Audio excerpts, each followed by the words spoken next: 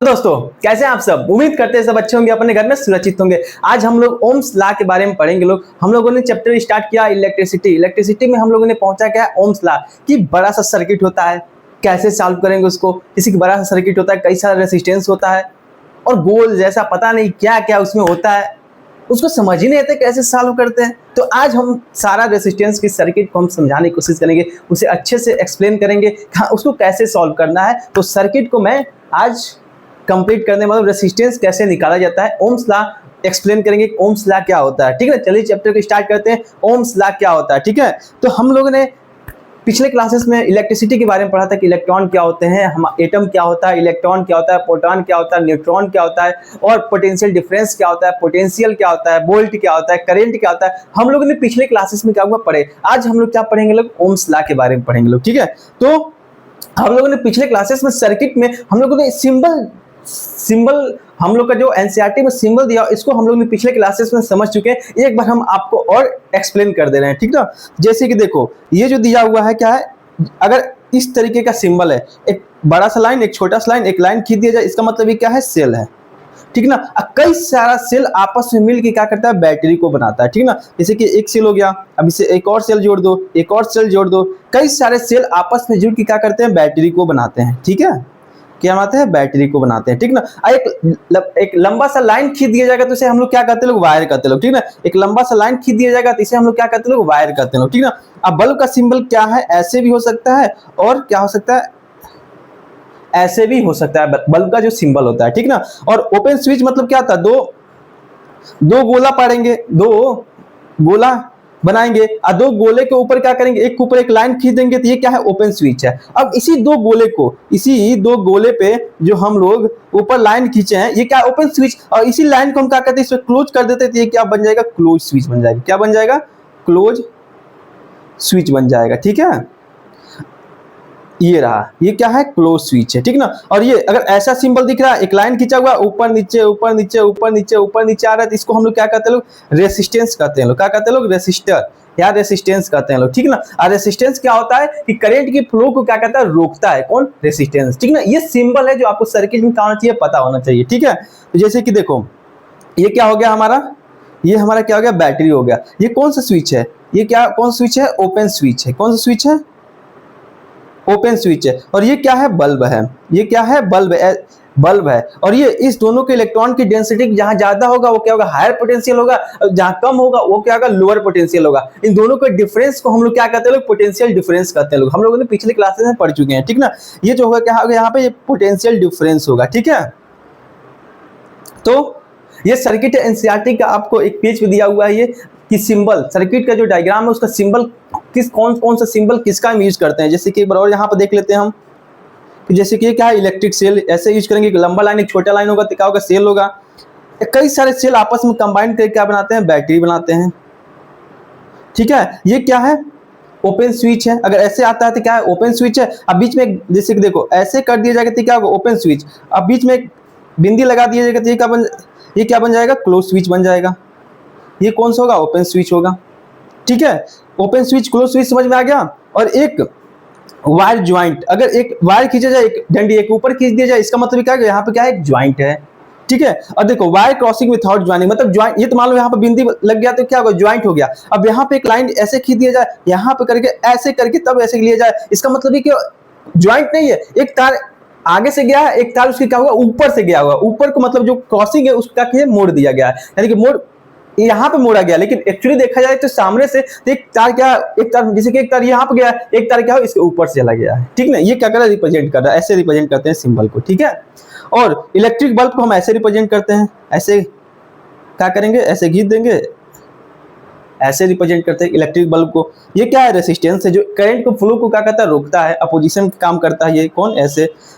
और देखो ये रेसिस्टेंस क्या है, अगर ऐसे कर दिया जाए ऐसे तो रेसिस्टेंस है, मतलब कांस्टेंट है, मतलब एकदम फिक्स है, कितना रेसिस्टेंस होगा, कितना करंट को रोकेगा। और अगर वेरिएबल रेसिस्टेंस का मतलब क्या होता है, एक वेरिएबल मतलब रेसिस्टेंस करंट को फ्लो को रोक रहा है, कितना रोक रहा है, कम भी कर सकते हैं, बेसी भी कर सकते हैं। अब कितना ज्यादा करना कितना कम करना, इसके लिए क्या करते हैं, ये क्या करते हैं, एक रेसिस्टेंस को हम बनाते हैं, यहाँ पे एक रेसिस्टेंस को हम बनाते हैं और ऊपर से क्या कहते हैं एक लाइन गिर देते हैं, जितना रेसिस्टेंस की हमको जरूरत होता है क्या तो अपने अकॉर्डिंग क्या कहते हैं रेसिस्टेंस को क्या कहते हैं प्रोवाइड करते हैं। ठीक है, ये क्या है वेरिएबल रेसिस्टेंस ये दोनों। ठीक है, एम मीटर, ये जो सिंबल है किसका, एम मीटर का, ये जो सिंबल है किसका, वोल्ट मीटर का। एम मीटर क्या क्या होता है, करंट को मेजर करता है, एक इंस्ट्रूमेंट है जो क्या कहता है करंट को मेजर करता है। अब वोल्ट मीटर क्या करता है, पोटेंशियल को मेजर करता है। ठीक है, तो आपको ये सर्किट का डायग्राम दिख रहा है, तो अब देखो हर एक सिंबल का मतलब बता रहे हैं। इसको हम लोग क्या कहते हैं लोग, बैटरी कहते हैं लोग, इसको हम लोग क्या कहते हैं लोग, बैटरी। ठीक है, इसको हम लोग क्या कहते हैं लोग, एमीटर कहते हैं लोग। ठीक है, इसको हम लोग क्या कहते हैं लोग, रेसिस्टेंस कहते हैं लोग। ठीक है, इसको हम लोग क्या कहते हैं लोग, वायर कहते हैं लोग। ठीक है, ठीक है, सर्किट डायग्राम यही है।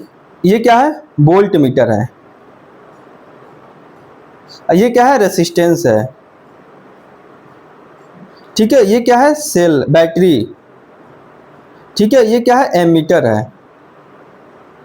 ठीक है, और ये क्या है, ये क्या है, वायर है जो क्या हो रहा है, करंट फ्लो हो रहा है, इसमें क्या हो रहा है, करंट फ्लो हो रहा है। ठीक है ना। अब देखो, अब ये टर्मिनोलॉजी पिछले क्लासेस में पढ़ चुके हैं। वोल्टेज क्या होता है, जो पोटेंशियल डिफरेंस को मेजर करता है, रिप्रेजेंट करता है, वोल्टेज के फॉर्म में करते हैं। वोल्टेज क्या होता है, हम आपको पोटेंशियल का फार्मूला बताए थे, क्या होता है, वर्क पर यूनिट चार्ज। ठीक है ना, क्यू किसको रिप्रेजेंट करता है, चार्ज को रिप्रेजेंट करता है। यानी कि वोल्टेज क्या होता है, यानी कि वर्क क्या है, एक एनर्जी पर यूनिट चार्ज को हम लोग क्या कहते हैं, वोल्टेज कहते हैं। वोल्टेज किसका यूनिट है, पोटेंशियल का है। ठीक है ना, देखो पतला कर दे रहे हैं, और the amount of energy per charge available to move the electron from the one point to another in the circuit. ठीक है ना, मतलब कि किस दो पॉइंट पे क्या हो रहा है, चार्ज को फ्लो हो रहा है, उसमें कितना काम किया जाएगा, इसको हम लोग क्या कहते हैं, वोल्टेज कहते हैं। अब वोल्टेज का हम फार्मूला आपको बताए थे, क्या, वर्क अपॉन चार्ज, यानी कि एनर्जी पर यूनिट चार्ज जो करंट को फ्लो कर रहा है उसे हम लोग क्या कहते हैं, वोल्टेज कहते हैं। जो क्या कहते हैं, किसको वोल्टेज किसमें मेजर करते हैं, वोल्ट में मेजर करते हैं, किसमें, वोल्ट में। ठीक है, करंट क्या होता है, rate of flow of charge को हम लोग क्या कहते हैं, करंट कहते हैं। करंट मतलब फ्लो को, जो करंट फ्लो हो रहा है, करंट फ्लो हो रहा है उसको पर टाइम को, मतलब पर यूनिट टाइम को हम लोग क्या कहते हैं, करंट कहते हैं। मतलब कि क्या होता है, करंट का फार्मूला आपको बताए थे, dq अपॉन dt, मतलब कि क्या, चार्ज अपॉन टाइम, मतलब rate of flow of charge को हम लोग क्या कहते हैं, करंट कहते हैं लोग। ठीक है ना, इसको मेजर करते हैं किस में मेजर करते हैं, एम्पियर में मेजर करते हैं। ठीक है, किसमें, एम्पियर में मेजर करते हैं। ठीक है, और रेसिस्टेंस क्या होता है, जो करंट के फ्लो को क्या करता है, रोकता है, उसे हम लोग क्या कहते हैं, रेसिस्टेंस कहते हैं। Opposition to the current and measure the ohms, मतलब रेसिस्टेंस को मेजर किसमें करते हैं, ओम्स को एक मेजर करते हैं, और क्या करता है, करंट के फ्लो को क्या करता है, रोकता है, अपोजिशन में काम करता है। ठीक है, इतना टर्मिनोलॉजी समझ में आया कि वोल्टेज क्या होता है, करंट क्या होता है और रेसिस्टेंस क्या होता है। ठीक है, ये आपका बेसिक है, हम लोग पिछले क्लासेस में ये सारी चीजें हम लोग पढ़ चुके हैं लोग। ठीक है, अब हम चलते हैं क्या,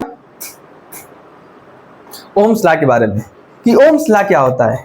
ठीक ना, जैसे कि ओम्स लॉ पढ़ने से पहले एक मैं एग्जांपल के तरीके से समझाने की कोशिश कर रहे हैं। ठीक ना, आप भूल जाइए कि आप ओम्स लॉ पढ़ रहे हैं। ठीक ना, हम एक एग्जांपल के तरीके से समझाने की कोशिश कर रहे हैं कि ये है क्या। आपको दिख रहा होगा पीछे में बोर्ड पे, आपको दिख रहा होगा कि क्या, एक गिलास है हमारे पास। ठीक ना, एक गिलास है, ये एक गिलास में क्या किया गया, तीन जगह क्या कर दिया, होल कर दिया गया, मतलब तीन जगह छेद कर दिया गया, होल कर दिया गया। कौन कौन सी जगह, एक जगह यहाँ पे, एक जगह यहाँ पे और एक जगह यहाँ पे, तीन जगह क्या कर दिया गया, छेद कर दिया गया, होल कर दिया गया। अब होल कर दिया गया, पानी क्या किया गया, ऊपर तक भर दिया गया, यहाँ तक क्या किया गया, पानी को क्या कर दिया गया, भर दिया गया। ठीक ना, अब यहाँ तक पानी को भर दिया गया, तीन जगह होल कर दिया गया, तो क्या होगा, नॉर्मली अगर होल कर दिया जाएगा तो क्या होगा, पानी बाहर निकलेगा, गिलास से क्या होगा, पानी बाहर निकलेगा, गिलास से पानी बाहर निकलेगा। लेकिन अब जहां जहां होल किए रहोगे सारी जगह से पानी बाहर निकलेगा।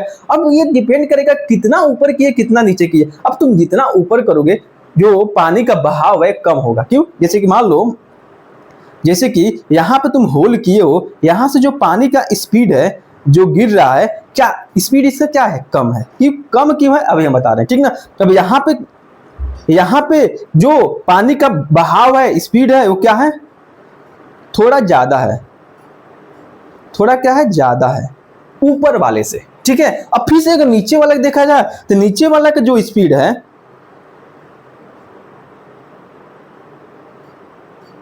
बहुत ज्यादा है एस कंपेयर टू ऊपर वाले से। मतलब कि क्या, होल को जैसे जैसे हम नीचे कर रहे हैं वैसे वैसे क्या होगा, पानी का जो स्पीड है बढ़ता जा रहा है। ऐसा क्यों हो रहा है कि जैसे कि देखो, जैसे कि मान लो यहां पे तुम होल किए हो, यहां पे तुम होल किए हो, तो इसके ऊपर पानी कितना है? इतना ही है। इसके ऊपर पानी कितना है? इतना ही पानी है। ठीक है। अब फिर से जब तुम नीचे यहां पे होल किए हो तो इसके ऊपर पानी कितना है? इतना पानी है। यानी कि इसके ऊपर देखा जाए तो कितना पानी हो गया? इसके ऊपर देखा जाए तो कितना पानी हो गया? इतना पानी हो गया। इतना पानी हो गया। अब फिर से अगर नीचे, उसके नीचे और होल करते हैं, इसके नीचे यहां पे अगर हम देख रहे हैं तो इसके ऊपर कितना पानी है? इसके ऊपर कितना पानी है? इतना पानी है। यानी कि अगर तुम्हारे ऊपर, सर के ऊपर क्या पानी रख देते, मतलब कोई पानी या वजन वाला सामान रख देते, तुम क्या होगा? नीचे दब जाओगे।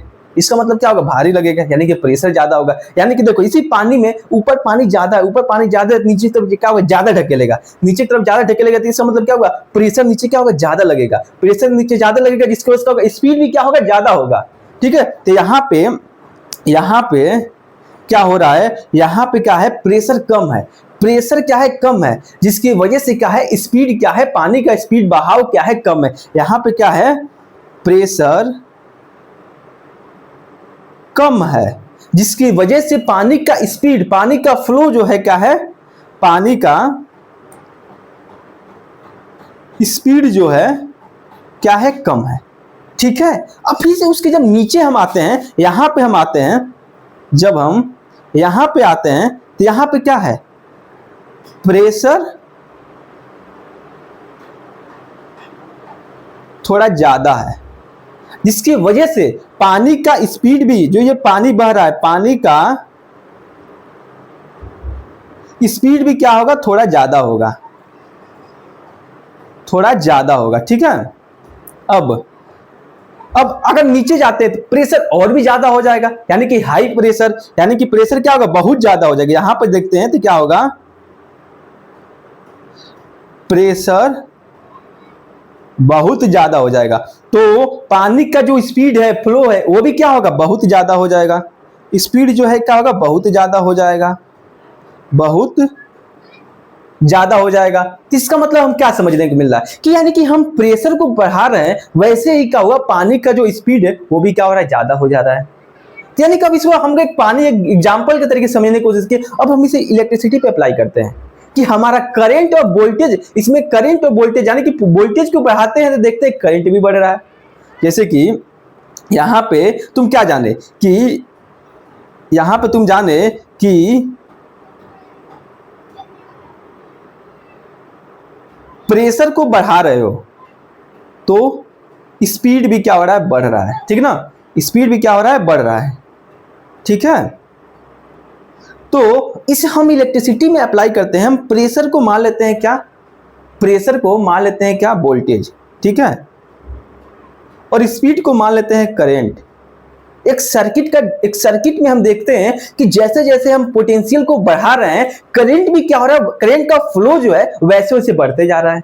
जैसे कि मान लो ये क्या है?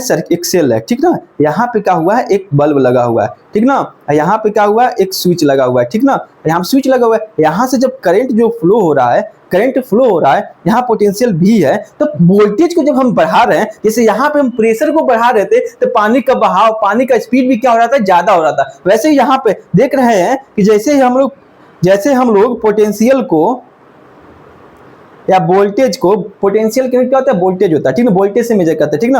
यानी कि जैसे जैसे हम क्या कहते हैं? वोल्टेज को बढ़ा रहे हैं, वैसे वैसे हमारा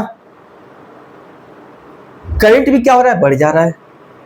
करंट भी क्या हो रहा है? बढ़ जा रहा है। तो इसी को क्या हुआ है? ओम्स लॉ ने फर्स्ट टाइम ऐसा देखा था कि जो ओम्स एक साइंटिस्ट है, जो अपने नाम से क्या किया? ये रूल को बना दिया, लॉ बना दिया, जो फर्स्ट टाइम ये देखा था कि जैसे जैसे हम वोल्टेज को बढ़ा रहे हैं, वैसे वैसे क्या हो रहा है? करंट भी बढ़ जा रहा है।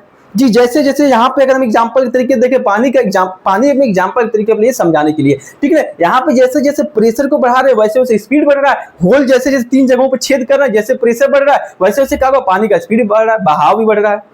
ठीक है। तो वैसे ही ओम्स ने, एक साइंटिस्ट है, जो फर्स्ट टाइम ये देखा था कि जैसे जैसे क्या हो रहा है कि वोल्टेज को बढ़ाया जा रहा है, वैसे वैसे क्या होगा? करंट भी क्या हो रहा है? बढ़ रहा है। तो इसी पे क्या हुआ? एक लॉ दे दिया ओम्स साइंटिस्ट, जो अपने ही नाम से दिया, ओम्स लॉ। ठीक ना? तो उन्होंने क्या बोला था? उन्होंने कहा ये कि जो करंट का फ्लो है, current flowing through the conductor, किसी भी कंडक्टर में करंट फ्लो हो रहा है वो क्या है, डायरेक्टली प्रोपोर्शनल है किसके, पोटेंशियल डिफरेंस के। पोटेंशियल डिफरेंस की क्या है, डायरेक्टली प्रोपोर्शनल है। डायरेक्टली प्रोपोर्शनल का मतलब क्या होता है कि जैसे जैसे हम करंट को बढ़ाएंगे वैसे वैसे क्या होगा, वोल्टेज भी क्या होगा, पोटेंशियल डिफरेंस भी क्या होगा, बढ़ेगा। मतलब डायरेक्टली प्रोपोर्शनल मतलब कि एक को बढ़ाएंगे तो दूसरा भी बढ़ेगा, इसको हम लोग क्या कहते हैं, डायरेक्टली प्रोपोर्शनल। इनवर्सली प्रोपोर्शनल का मतलब क्या होता है, एक को बढ़ाएंगे तो दूसरा वाला क्या होगा, घटेगा, उसे हम लोग क्या कहते हैं, इनवर्सली प्रोपोर्शनल कहते हैं, ठीक ना। अब देखो करंट, ओम्स लॉ क्या कर रहा है, करंट को हम बढ़ा रहे हैं तो देख रहे हैं कि पोटेंशियल डिफरेंस भी क्या होता है, बढ़ रहा है। यानी कि करंट डायरेक्टली प्रोपोर्शनल तो क्या होगा, पोटेंशियल डिफरेंस, ठीक ना। इन ऑफ द प्रोवाइड एक कंडीशन, मतलब ओम्स लॉ को, इस लॉ को प्रूव करने के लिए एक कंडीशन होना चाहिए। कंडीशन क्या होना चाहिए कि टेम्परेचर जो है वो कांस्टेंट होना चाहिए, कि टेम्परेचर जो है वो क्या होना चाहिए, कांस्टेंट होना चाहिए, तभी ये लॉ का होगा अप्लाई होगा, ठीक ना। Of the conductor remain constant, conductor में जो टेम्परेचर होगा कांस्टेंट होना चाहिए। क्यों कांस्टेंट होना चाहिए, क्योंकि टेम्परेचर कांस्टेंट इसलिए होना चाहिए क्योंकि ये टेम्परेचर को बढ़ाएंगे घटाएंगे तो जो अंदर का जो इलेक्ट्रॉन है, अंदर के इलेक्ट्रॉन है, जिसकी वजह से क्या होगा, एनर्जी ज्यादा मिल जाएगा, एनर्जी ज्यादा मिल जाएगा तो मूव ज्यादा करने लगेगा। क्योंकि टेम्परेचर जैसे बढ़ जाएगा, बढ़ेगा कम होगा, बढ़ेगा कम होगा, टेम्परेचर बढ़ेगा तो इलेक्ट्रॉन का फ्लो ज्यादा हो जाएगा, इलेक्ट्रॉन का फ्लो ज्यादा हो जाएगा, जिसकी वजह से करंट भी ज्यादा होगा, करंट का फ्लो भी ज्यादा हो जाएगा, तो हमारा पोटेंशियल सेम है, पोटेंशियल डिफरेंस सेम है। अब मान लो टेम्परेचर बढ़ाया तो करंट ज्यादा हो जाएगा, यानी कि लॉ क्या हो जाएगा, वहां फेल हो जाएगा। मतलब उस कंडीशन में क्या होना चाहिए, टेम्परेचर कांस्टेंट होना चाहिए, तभी क्या होगा, ओम्स लॉ क्या होगा, अप्लाई होगा, ठीक है। तो हम लोगों ने ओम्स लॉ क्या जाने कि जो हमारा करंट है डायरेक्टली प्रोपोर्शनल है किसके, पोटेंशियल डिफरेंस के, ठीक ना। तो जब प्रोपोर्शनल साइन जब हटाया जाता है तो एक कांस्टेंट लगता है, जो यहाँ पे जो कांस्टेंट लगेगा उसे हम लोग क्या कहते हैं, लोग आर से रिप्रेजेंट करते हैं लोग, जिसे हम रेसिस्टेंस कहते हैं लोग। और रेसिस्टेंस क्या होता है, करंट के फ्लो के अपोजिट डायरेक्शन में क्या करता है, काम करता है, करंट के फ्लो क्या करता है, रोकने का काम करता है, कौन, रेसिस्टेंस। यहाँ पे क्या करता है, प्रोपोर्शनल कांस्टेंट होता है किसमें, करंट और वोल्टेज में, ठीक ना। अब देखो V equal to I R हमारा क्या हुआ, फार्मूला बन के आया। अब V क्या है, एक चीज ध्यान रखना, V क्या है, वोल्टेज, ठीक ना। I क्या है, करंट, I क्या है, करंट, R क्या है, रेसिस्टेंस, ठीक ना। अब वैल्यू ऑफ R जो है, R क्या है, प्रोपोर्शनल कांस्टेंट है जो किस पे डिपेंड करता है, R जो है, जो रेसिस्टेंस है, करंट के फ्लो के अपोजिशन डायरेक्शन में काम करता है, अपोजिट करता है, मतलब करंट के फ्लो को रोकने के काम करता है, उसे हम रेसिस्टेंस कहते हैं। रेसिस्टेंस किस पे डिपेंड करता है, रेसिस्टेंस जो डिपेंड करता है किस पे डिपेंड करता है, एक नेचर पे डिपेंड करता है कि किससे बना हुआ है वो मटेरियल जिसमें करंट फ्लो हो रहा है, ठीक ना। और दूसरा डायमेंशन, उसका लेंथ, ब्रीथ, हाइट क्या है, उस जिसमें करंट फ्लो होगा, उसका फिजिकल स्टेट क्या है कंडक्टर का, जो कंडक्टर उसे किस कंडीशन में, सॉलिड है कि लिक्विड है, कि लिक्विड है, किस मीडियम में क्या हो रहा है, करंट फ्लो हो रहा है, उस पर डिपेंड करता है। डायमेंशन पे डिपेंड करता है कि उसका शेप साइज क्या है, उसके नेचर पे डिपेंड करता है, और उसके मटेरियल फिजिकल स्टेट क्या है उस कंडक्टर का, सॉलिड है कि लिक्विड है, ठीक ना। और रेसिस्टेंस जो होता है क्या होता है, रेसिस्टेंस हम आपको बताए थे, opposition the motion of the electron, electron जो मूव कर रहा है उस कंडक्टर में, उसके अपोजिट डायरेक्शन में एक फोर्स लगाता है, रोकने का काम करता है, उसे हम लोग क्या कहते हैं, रेसिस्टेंस कहते हैं, ठीक ना। The continuous rubbing with the atom of the lattice, मतलब लैटिस कहता है कि एटम में क्या हो रहा है, एटम के आपस में टकराने, इलेक्ट्रॉन किसमें होता है, एटम में होता है, यानी कि इलेक्ट्रॉन के फ्लो से क्या होता है, करंट जनरेट होता है, यानी कि करंट को फ्लो को अपोजिट डायरेक्शन में जो काम करता है उसे हम लोग क्या कहते हैं, रेसिस्टेंस कहते हैं लोग, ठीक है। अब देखो हमको ये फार्मूला आपको एकदम इंपॉर्टेंट है, सबसे ज्यादा इसको एकदम याद कर लेना, क्योंकि इसको याद रखेंगे तभी आपका सर्किट का जो फिगर है, जो आपका क्वेश्चन है, सॉल्व हो पाएगा, ठीक है। तो जो V इक्वल टू क्या है, आई आर, ठीक ना, ये एकदम याद रख लेना, V equal to I R, V equal to I R, V equal to I R, जिसमें V क्या है, वोल्टेज है, I क्या है, करंट है, R क्या है, रेसिस्टेंस है, ठीक है। तो अब देखो अगर इस फार्मूले से अगर हम देखते हैं तो क्या देखने को मिल रहा है, जो पोटेंशियल है, जो वोल्टेज है, ठीक ना, डायरेक्टली प्रोपोर्शनल है किसके, करंट के, ठीक ना, क्योंकि V equal to I R है, तो V और R दोनों सेम डायरेक्शन में, डायरेक्टली प्रोपोर्शनल मतलब क्या, वोल्टेज जैसे जैसे बढ़ाएंगे करंट भी क्या होगा, वैसे वैसे बढ़ेगा। आई, अब देखो ये क्या होगा, अगर इसको हम यहाँ पर रखते हैं, इसको क्या करेंगे, इधर कर देंगे तो किसमें आ जाएगा, अपान में आ जाएगा, यानी कि नीचे आएगा, उसको हम इनवर्सली कहेंगे, और सीधे आएगा तो उससे हम लोग क्या कहेंगे, लोग डायरेक्टली प्रोपोर्शनल कहेंगे। यानी कि यहाँ पे हम लोग इसको क्या बोलेंगे लोग, इसको हम लोग यहाँ पे इसको हम लोग बोलेंगे voltage is directly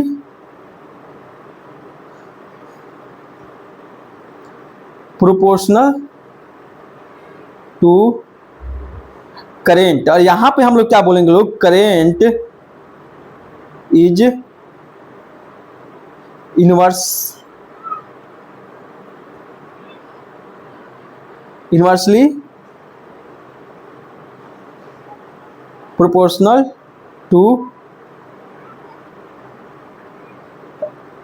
proportional to resistance, यानी कि यहाँ पे I is inversely proportional to 1/R।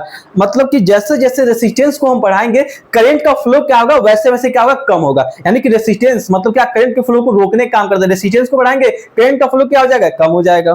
ठीक है, तो ये फार्मूला आप लोग क्या करना, याद रख लेना, सबसे ज्यादा इंपॉर्टेंट है फार्मूला ये, ठीक ना। करंट V इक्वल टू कितना, IR।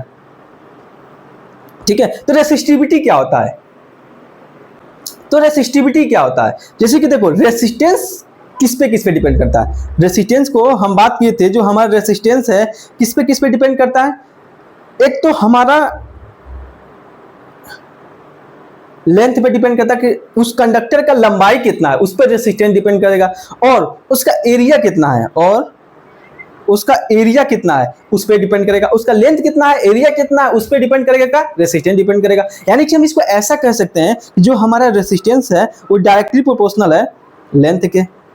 क्यों? क्योंकि जैसे जैसे हम देख रहे हैं लेंथ को बढ़ा रहे हैं, जो हमारा रेसिस्टेंस है क्या हो रहा है, वैसे वैसे क्या हो रहा है, बढ़ जा रहा है। ठीक ना, जैसे कि देखो एग्जांपल के तरीके से समझाने की कोशिश करें। एक मान लो क्या है, ये कंडक्टर है, ठीक ना, एक कंडक्टर है, ठीक ना, इसका मान लो लेंथ L1 है, इसका लेंथ क्या है, L2 है, इसका एरिया क्या है, A1 है, इसका एरिया क्या है, A2 है। इसमें देखोगे कि लेंथ जैसे जैसे हम बढ़ा रहे हैं तो हमारा रेसिस्टेंस भी क्या हो रहा है, वैसे वैसे बढ़ रहा है। यानी कि इस कंडीशन में हम देखते हैं कि हमारा रेसिस्टेंस को जैसे जैसे बढ़ा रहे हैं, लेंथ को जैसे जैसे बढ़ा रहे हैं, रेसिस्टेंस भी क्या होगा, वैसे वैसे बढ़ रहा है।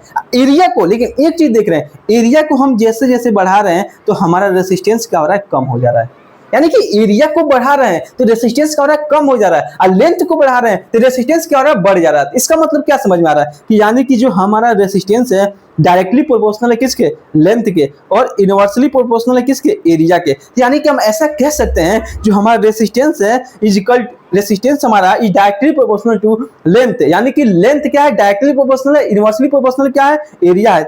R इक्वल टू क्या हो जाएगा, L/A, क्योंकि लेंथ पे डिपेंड करता है। क्योंकि लेंथ को बढ़ा रहे हैं तो रेसिस्टेंस भी बढ़ रहा है, एरिया को बढ़ा रहे हैं तो रेसिस्टेंस कम हो जा रहा है। क्योंकि रेसिस्टेंस जो है इनवर्सली प्रोपोर्शनल है किसके, एरिया के, और डायरेक्टली प्रोपोर्शनल है किसके, लेंथ के। तो ये जो प्रोपोर्शनल साइन जब हटाएंगे तो एक यहाँ पे कांस्टेंट आता है जिसको हम लोग क्या कहते हैं, रो कहते हैं लोग, जिसे हम रेसिस्टिविटी कहते हैं लोग। ठीक ना, रेसिस्टेंस और लेंथ और एरिया का जो रिलेशन है उसमें एक प्रोपोर्शनल कांस्टेंट होता है, उसे हम लोग क्या कहते हैं लोग, रेसिस्टिविटी कहते हैं लोग। ठीक है, तो यही कर रहे हैं यहाँ पर। देखो, conductor of the length and uniform cross section area A, resistance is proportional to length.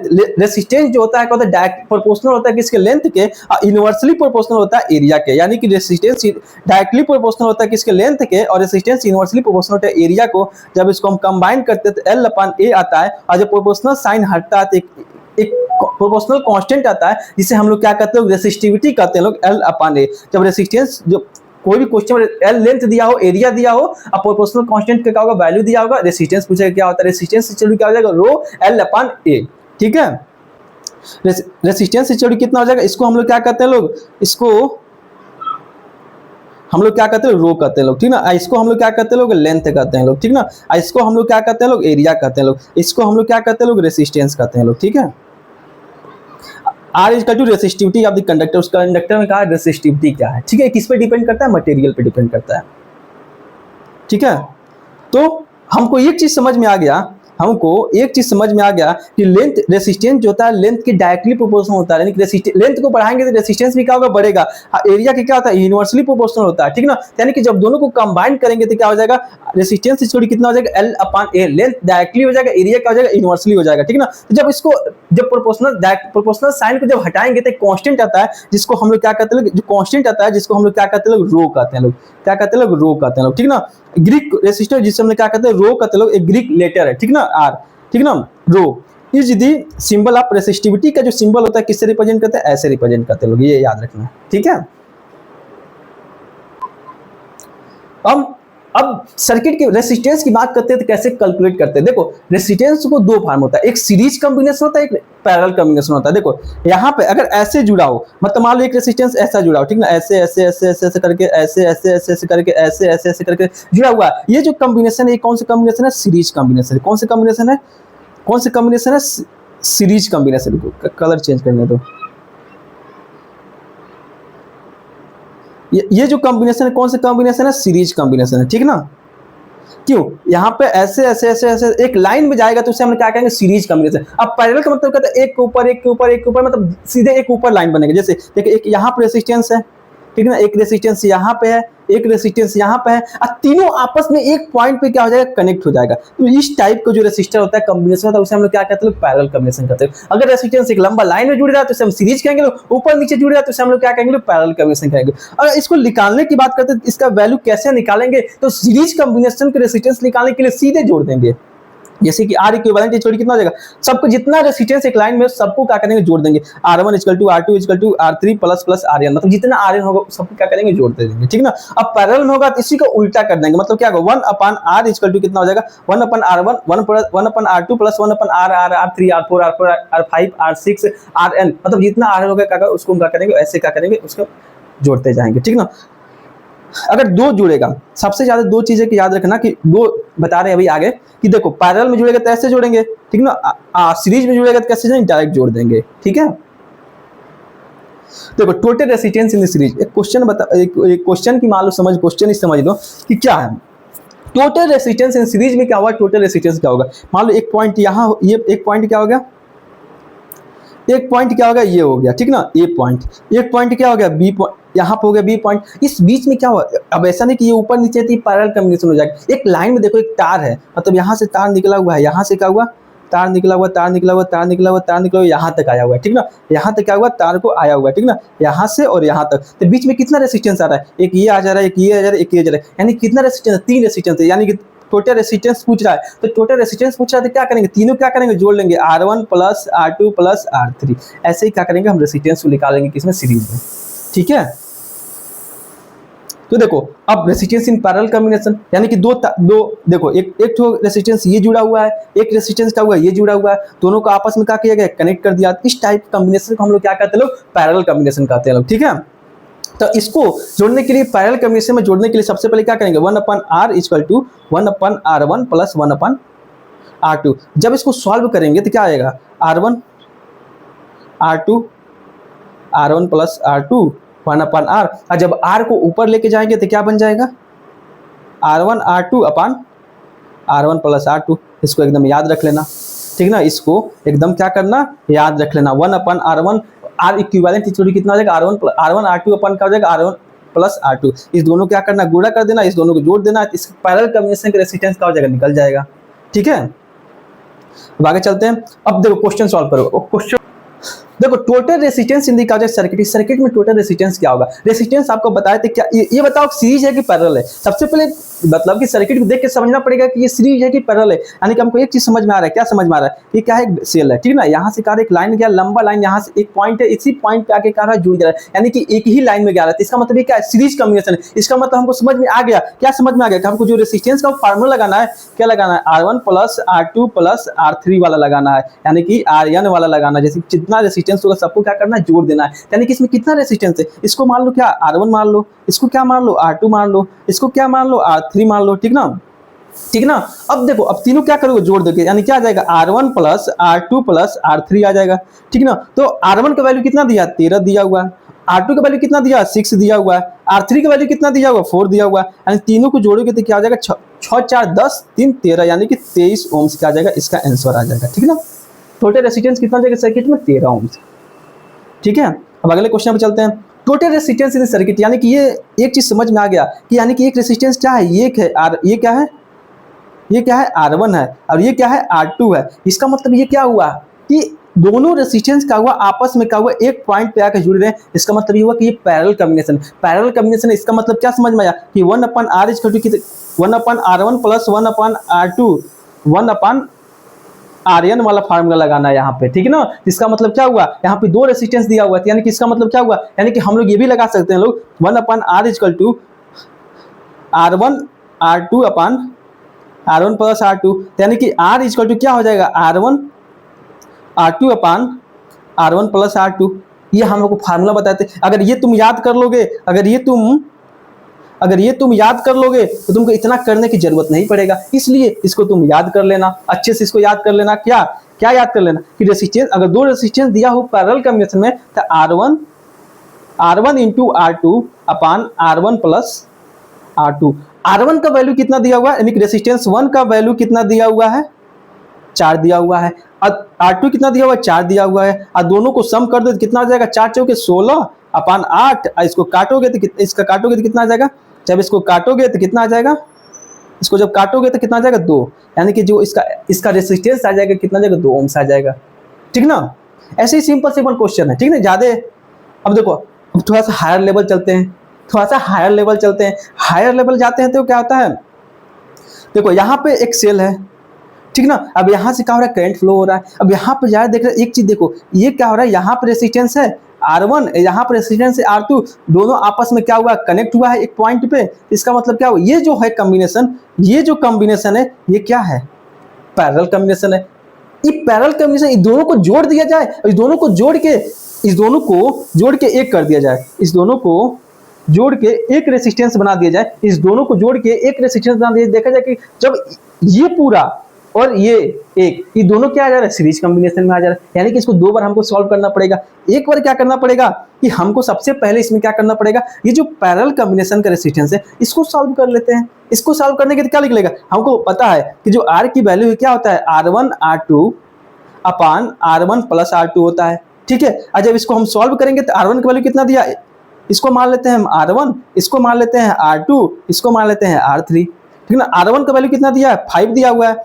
R2 का वैल्यू कितना दिया हुआ है, 10 दिया हुआ है। अब 5 प्लस 10 इसका वैल्यू कितना हो जाएगा, 50 अपान 15, यानी कितना आ जाएगा, इसको काटेंगे तो 5 से काटेंगे तो 5 10 जा 5, अब 5 3 जा 10, 5 3 जा 15, यानी कि जो टोटल रेसिस्टेंस आया कितना आ गया, 10 अपान 3 आ गया। तो इसका मतलब क्या, रेसिस्टेंस जो आया, जो नया रेसिस्टेंस बन के आया 10 कितना आया, 10 अपान 3 आया। ठीक ना, यानी कि जब इसको हम ऐसे कर देंगे तो ऐसे करेंगे तो क्या होगा, यहाँ पे क्या है 7 ओम है, अब यहाँ पे क्या हो जाएगा 10 अपान 3 ओम हो जाएगा।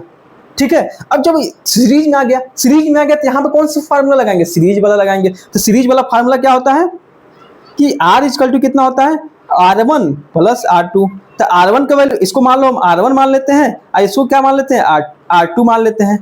ठीक है, तो R1 कितना दिया है, 7 दिया हुआ, R2 कितना दिया, 10 अपान 3 दिया हुआ है। तो यानी कि इसको क्या करेंगे, इसका, अरे यार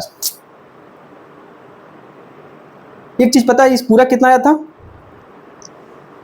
10 अपान 3, और ऐसे ऐसे किए थे, एक मिनट,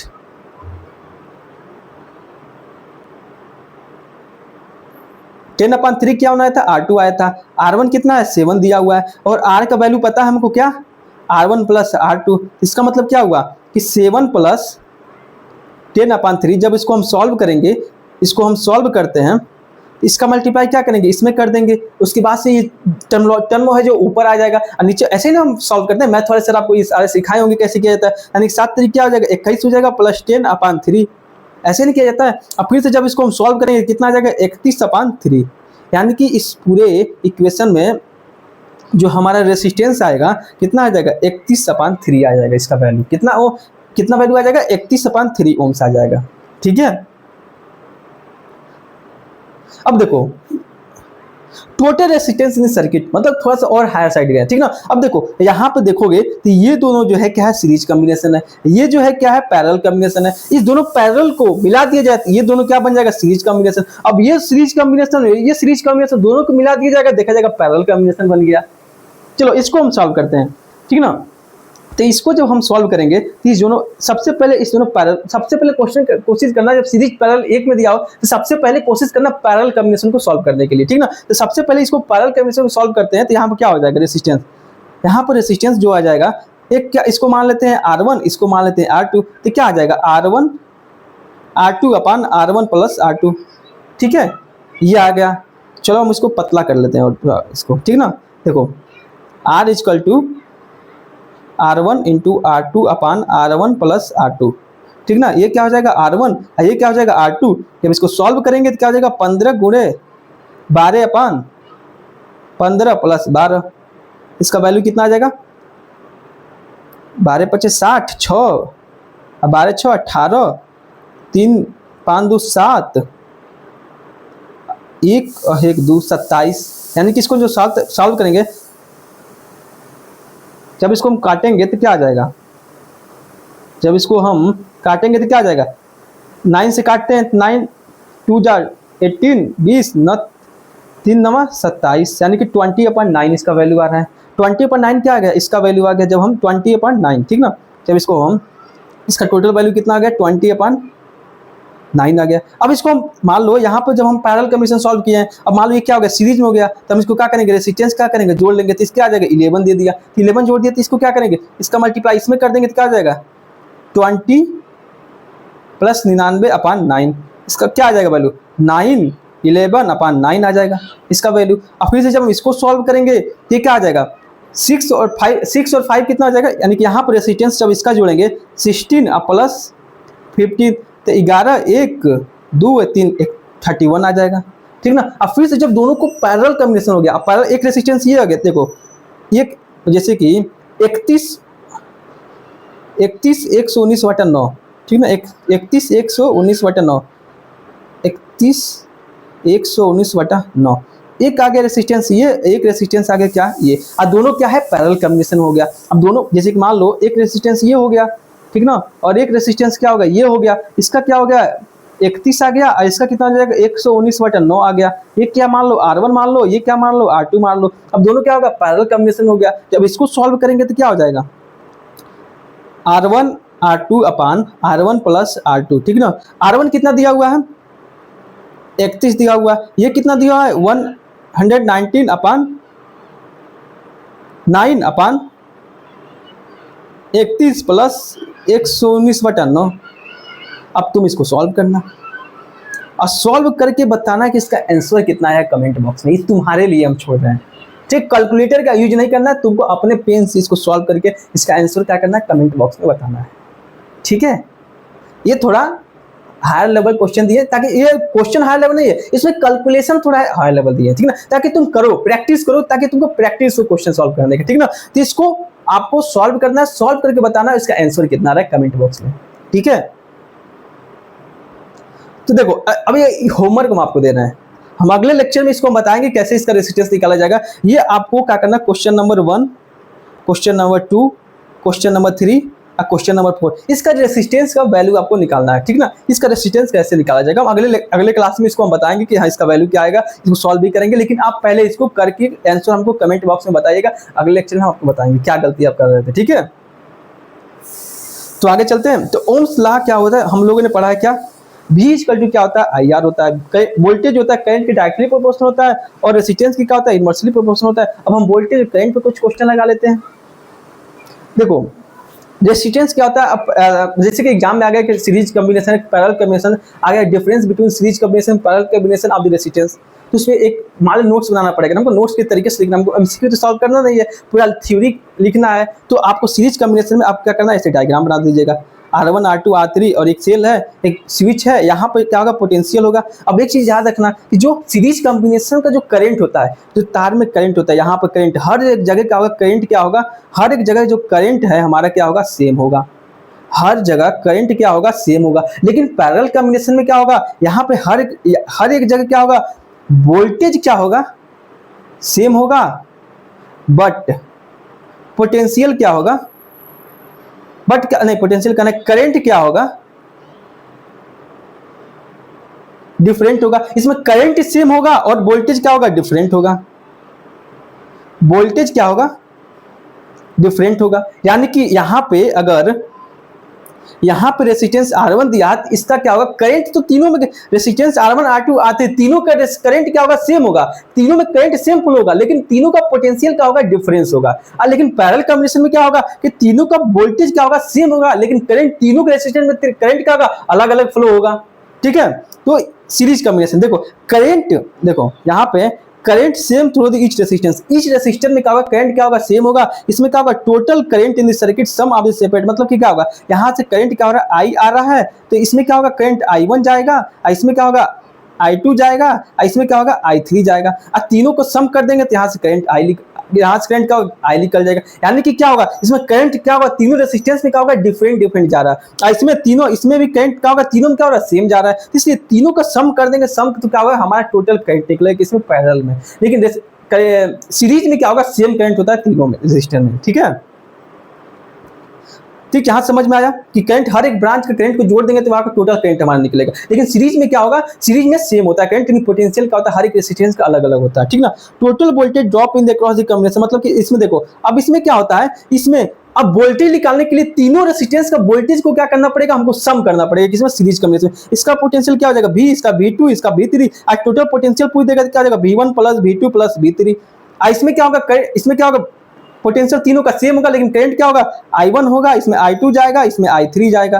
ठीक ना, तो यहाँ से करंट निकालने के लिए I हो जाएगा, यहाँ पे टोटल करंट निकालने के लिए I1 plus I2 plus I3 होगा। ठीक है, ये चीज ध्यान रखना हमेशा, ये कंपटीशन में भी आ सकता है, कंपटीशन में डायरेक्ट क्वेश्चन आ जाता है इसमें। ठीक है ना, इसमें क्या होता है पोटेंशियल, इसमें क्या होता है करंट। अब potential difference across each resistance of the same and equal potential difference, same होता है पोटेंशियल डिफरेंस इसमें। आज रेजिस्टेंस निकालने के लिए क्या होता है, सीरीज में निकालने के लिए हमको R1 plus R2 plus R3 करना है। अब पैरेलल निकालने के लिए क्या तो 1 अपान कर देना है, टोटल रेजिस्टेंस निकल जाएगा। आपको क्वेश्चन भी काफी हम करवाए इस पे।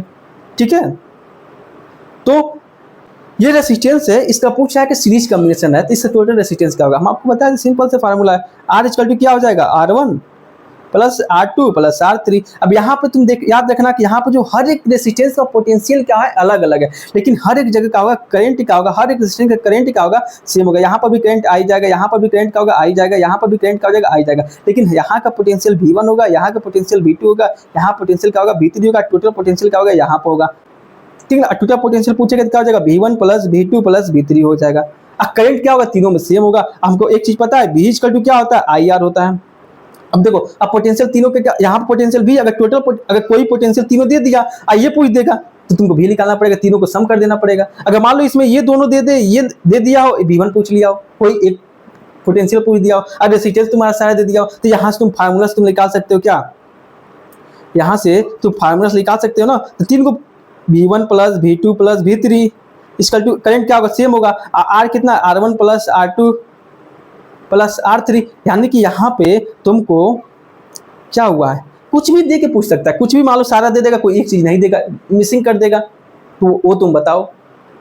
ठीक ना, ये तुम बता ही लोगे आराम से। ठीक है, यहाँ पे क्या हो गया, पैरेलल हो गया, तो यहाँ पे रेजिस्टेंस क्या हो गया, यहाँ पे जो रेजिस्टेंस है क्या है, यहाँ पे करंट क्या होगा, I1 जाएगा, इसमें करंट I2 जाएगा, इसमें करंट I3 जाएगा, लेकिन पोटेंशियल तीनों क्या होगा, सेम होगा। यहाँ पे क्या है, पोटेंशियल वोल्टेंशियल डिफरेंस है, एक यहाँ से करंट आई जा रहा है, यहाँ पे V इक्वल टू क्या होता है, IR होता है, तुमको पता है। और तुमको एक चीज पता है कि रेजिस्टेंस निकालने के लिए क्या होता है, फार्मूला होता है 1/R equal to 1/R1 plus 1/R2 plus 1/R3। तो R का वैल्यू क्या करोगे, यहाँ रख दोगे। और करंट का तो अलग अलग होता है, यानी कि V इक्वल टू कितना हो जाएगा, I1 plus I2 plus I3 1/R1 plus 1/R2 plus 1/R3 हो जाएगा।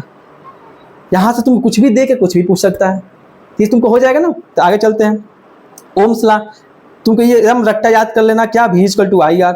अब V क्या होता है, पोटेंशियल होता है, I क्या होता है, करंट होता है, R क्या होता है, रेजिस्टेंस होता है। ठीक है, तो करें, देखो एक क्वेश्चन हम करते हैं, देखो क्या, देखो क्वेश्चन क्या कह रहा है कि एक सर्किट है, इस सर्किट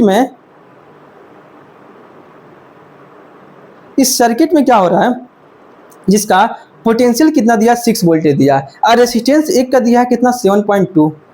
ठीक है ना, एक रेजिस्टेंस दिया है 8, एक का दिया है 12। अब पूछ रहा है इस सर्किट में करंट कितना फ्लो होगा, ये पूछ रहा है।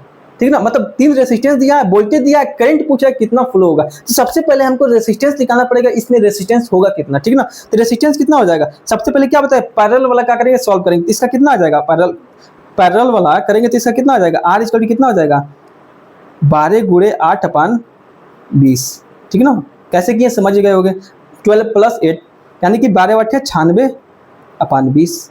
तो इसका जो रेजिस्टेंस आ गया कितना आ गया, 96/20 आ गया। जब इसको हम सॉल्व करेंगे तो कितना कटेगा, 4 से जब इसको हम 4 से काटेंगे तो कितना हो जाएगा, 4 2 जा 8, 4 दूना 8, 4 चौके 16 अपान 4 पचे 20, 24/5 आ गया। और जब इसको हम सॉल्व करेंगे 7.2 प्लस 24/5 क्या, यानी कि ये क्या हो गया, सीरीज में हो गया। इसका अब वैल्यू कितना आ गया, 24 कितना आ गया, 5 आ गया। यानी कि यहाँ पे अब ये रेसिस्टेंस हो गया, ठीक ना, 24/5। जब इसको जोड़ेंगे तो कितना हो जाएगा, 5 दूना 10, 10 का 0 1, 5 7 35, सही है 36 पूरे 24/5, ठीक ना। जब इसको हम सॉल्व करेंगे कितना आ जाएगा, 6 4 10 का 0 हाथ में आया 1, 3 3 6 अपान 5। जब इसको हम काटेंगे तो कितना आ जाएगा, 5 12 ओम्स क्या आ जाएगा, रेसिस्टेंस आ जाएगा। रेसिस्टेंस कितना आ जाएगा, 12 ओम्स, ठीक ना। रेसिस्टेंस आ गया कितना, 12 ओम्स आ गया टोटल। अब हमको एक चीज पता है, V इक्वल टू कितना होता है, IR होता है। अब पोटेंशियल कितना दिया हुआ है, 6 वोल्ट दिया हुआ है। अब करंट कितना दिया हुआ है पूछ रहा है, और रेसिस्टेंस कितना आ गया, 12 ओम्स आ गया, ठीक ना। तो करंट हम यहाँ से करंट को जब हम इधर लेके आएंगे तो क्या आ जाएगा, 12/6 आ जाएगा। और जब इसको हम काटेंगे तो कितना हो जाएगा, 2 एम्पियर करंट क्या होगा इस सर्किट में, क्या होगा 2 एम्पियर करंट क्या होगा इस सर्किट में, क्या होगा, फ्लो होगा। ठीक है, समझ में आया ना कैसे। सबसे पहले क्या किया है, इसको यानी कि जो पैरेलल कॉम्बिनेशन था इसको क्या कहते हैं, सम करके क्या कर दिए, सीरीज में लाए हैं, किसके, इसके सीरीज में ला दिए। इसको सीरीज में लाया है, उसके बाद से रेसिस्टेंस हमारा टोटल पता चल गया। रेसिस्टेंस टोटल पता चलने के बाद क्या किया हम, V इक्वल टू IR का फॉर्मूला लगा दिए, वहां से हमारा करंट आ गया है। ठीक है, तो आगे चलते हैं। आगे चलते तो पूछा करंट, इस सर्किट में करंट क्या होगा। तो हम क्वेश्चन को थोड़ा लेवल को थोड़ा बढ़ा है, ठीक है। तो यहाँ पर रेसिस्टेंस क्या होगा, इसको जब हम सॉल्व करेंगे, जब इस क्वेश्चन को सॉल्व करेंगे तो 1/R इक्वल टू, सबसे पहले क्या करेंगे, इसको सॉल्व करते हैं तो क्या जाएगा, 10 गुणे 40/50, 50 कैसे है समझ में आ गया होगा आपको। यानी कि कितना, 400/50, इसको काटेंगे तो कितना आ जाएगा, 5/8 40, यानी कि 8 ओम। इसको सॉल्व करने के बाद कितना आ रहा है, 8 ओम आ रहा है।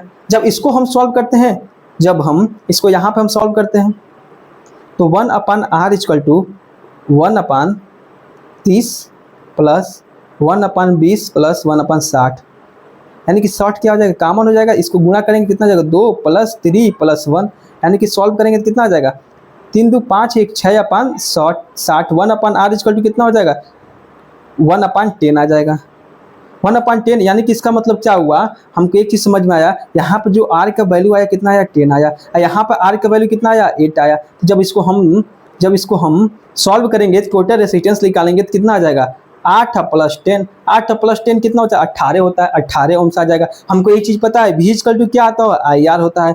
और हमको करंट पूछ रहा है, पोटेंशियल कितना दिया हुआ है, 12 दिया हुआ है, इक्वल टू करंट पूछ रहा है, R कितना आ गया, 18 ओम्स। तो करंट जब इसको इधर लेके जाएंगे तो 12 कितना आ जाएगा, 8 आ जाएगा। जब इसको हम सॉल्व करेंगे, 6 से काटेंगे, 6 दूना 12 36 18, यानी कि 2/3 एम्पियर का आ जाएगा, इसका करंट का वैल्यू आ जाएगा।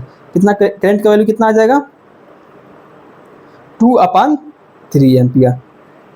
ठीक है, थैंक यू सो मच। आपका ये चैप्टर जो है रेसिस्टेंस निकालने का, हम काफ़ी सर्किट में अलग अलग तरीके से समझाने की कोशिश की रेसिस्टेंस कैसे निकलेगा। तो अगले लेक्चर में हम लोग क्वेश्चन का और प्रैक्टिस करेंगे हम लोग, और चैप्टर को सीक्वेंस हम लोग स्टार्ट करेंगे लोग। और सबसे पहले हम लोग क्या करेंगे, क्वेश्चन की प्रैक्टिस करेंगे लोग। ठीक है, तो ओम्स लॉ आपको समझ में आया होगा कि ओम्स लॉ क्या होता है, रेसिस्टेंस क्या होता है, उसमें सर्किट कैसे रेसिस्टेंस निकालते हैं, ये सारी चीज़ें हम आपको समझाने की कोशिश की है। अगर वीडियो पसंद आए तो इस चैनल को सब्सक्राइब करिए, और हमारे इसका जितना PDF है कहाँ जाएगा, टेलीग्राम चैनल पर जाएगा, और जितना लिखा हुआ है सब मिट जाएगा, क्योंकि तुम खुद से प्रैक्टिस करो अपने हाथ से। ठीक ना, तो थैंक यू सो मच।